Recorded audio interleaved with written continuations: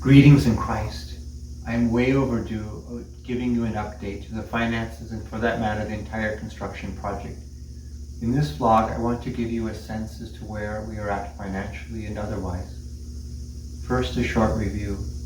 There are two major projects that we're doing. The first is the repairing of the school building from the hallway damage, and the second is the complete replacement of the HVAC system.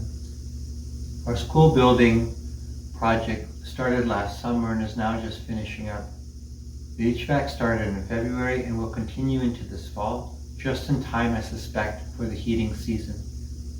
Then the geothermal portion will be online likely about next April. As a quick financial summary, we originally estimated the cost of the school to be $1 million and $3 million for the heating and cooling replacement. We dove into fundraising, not having much of a choice but to move forward with both projects. The parish responded in a most outstanding way. We were able to reach our $4 million fundraising goal in just over 3 months. So where do things sit financially now? Well, lots have changed, some for the worst, some for the better. As I was told anyway, and didn't quite believe that construction costs always seem to go up. This unfortunately has held true. With the school, as I had mentioned, we ran into numerous issues. Basically, it was the bathrooms. The plumbing was not in good shape, and so we ended up doing what was really a good thing in the end, is replacing all of that. We are now sitting at 1.37 million or so. I'm pretty confident this number will not jump up too much. That is definitely above our projected expenses and our financial fundraising goal. The HVAC side is a little more complicated. This too was more expensive than we anticipated, coming in at about 3.6 million after we received the bids. Thankfully, this was not overrun like the school. We did, however, this last week run into a major problem. The entire boiler floor needs to be removed, basically to correct drainage issues with high groundwater is what we suspect. That will be costly, but hopefully will be covered by our built-in contingency. I had mentioned that these numbers were more complicated. This is in part due to taking advantage of a government incentive for geothermal. This incentive will pay us back 50% on eligible HVAC expenses by going geothermal. The geothermal costs are a lot more, but in the end it should be cheaper than we originally planned for without geothermal.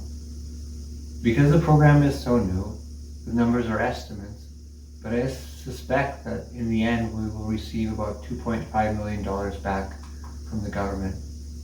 Because of this incentive, I decided with the Finance Council that we should also do the rectory. The final cost for the rectory after the government incentive should be about $92,000.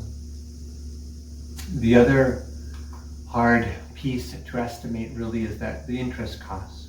We are just now in the process of taking out a loan from the diocese.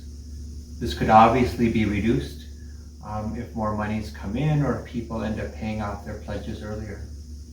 But we are thinking it could be in the neighborhood of about $600,000 before the large payment from the government comes in. Where does it all leave us? Good question. A rough guess would be about 3.4 million with all the interest payments and the like for the geothermal system.